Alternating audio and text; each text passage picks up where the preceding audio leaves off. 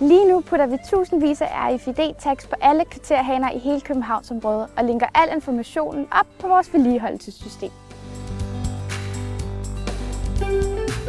Næste gang inspektøren kommer forbi og scanner taggen, får han al information op på skærmen.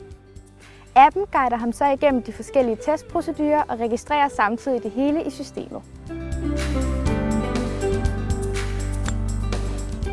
Nå, videre til den næste. Tidligere udfyldte vores inspektør en formular, som han senere tastede ind manuelt. Med VeloGs system foregår det hele automatisk på stedet. Systemet sikrer også, at de kvarterhaner, som vi drejede for et halvt år siden, ikke nødvendigvis skal drejes igen. Samtidig så hjælper VeloG os med, at vores vedligeholdelsesprogram på vores kvarterhaner, der får vi reduceret vores arbejdstid til det halve.